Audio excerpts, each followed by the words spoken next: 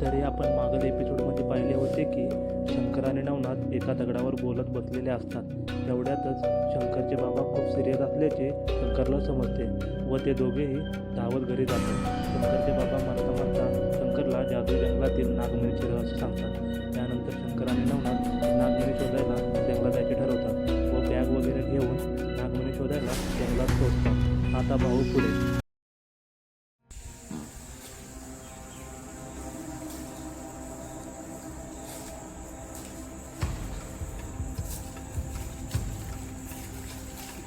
जंगलात आहे रे. काय नक्की वाटायला लागली काय नाही तर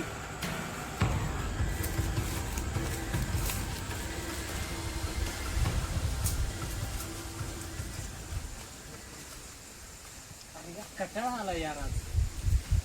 चल ये बसूया जरा.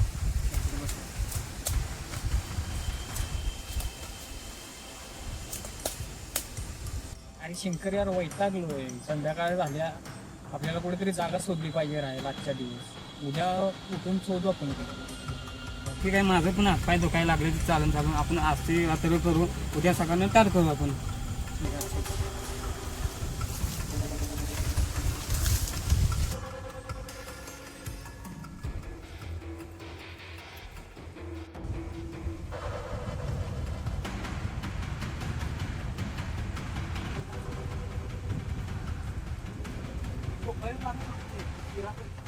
ठीक आहे ठीक आहे चालेल ना.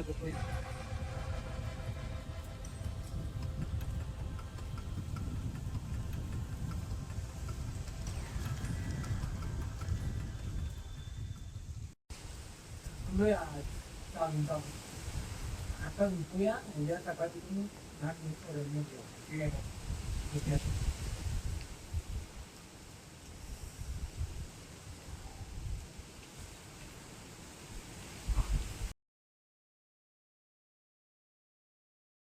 जय हो पंखे बाबा. जय हो पंखे बाबा. जय हो पंखे बाबा. जय हो पंखे बाबा. जय हो पंखे बाबा. जय हो पंखे बाबा. जय हो पंखे बाबा. जय हो पंखे बाबा. अरे बाबा कोण? तुला माहित नाही कोण आहे? कोण आहे ते? पंखे बाबा आहे. मला माहितच नाही पंखावाला बाबा. कोण आहेत पंखावाला बाबा? माहिती नाही. त्यांच्या पंख्याशिवाय कुठला पंखा फिरत नाही. असतोच काय ते माझे गुरु आहेत. आजची कुठची पोल्या केल्या नव्हतं. सॉरी सॉरी बाबा. तुझ्या गुरुला काय म्हणत नाही. आता तर बस खाली.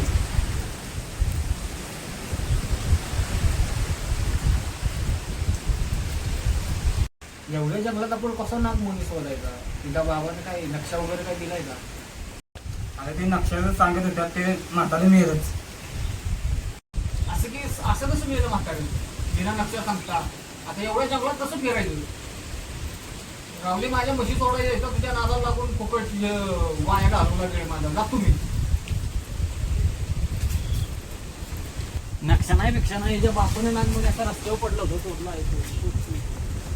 जाऊ दे. कुठे जाणार आहे ते? पुन्हा इथंच येणार आहे.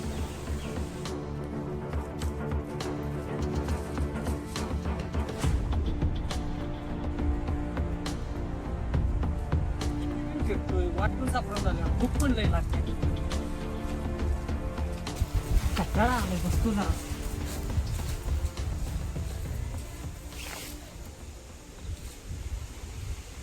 आईला वैतागलोय. भूक पण लई लागली. त्याच्या नादाला लागून फसलोय.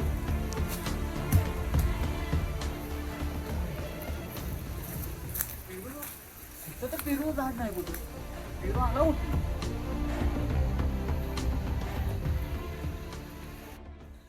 आईला इथं तर पेरूचं झाड दिसत नाही. आलाय कुठून? देवाने दिला असेल. खातो.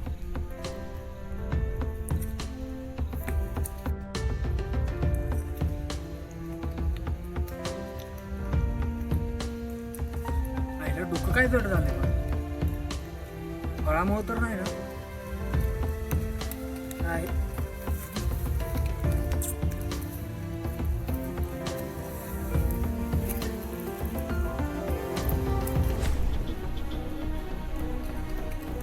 दोन तास झालं अजून तो कसा आला नाही.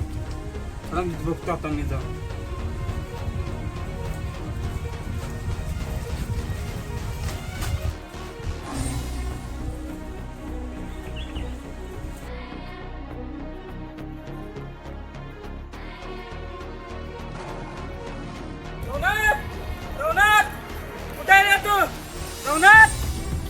नवनाथ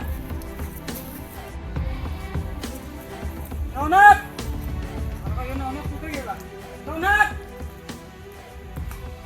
नवनाथ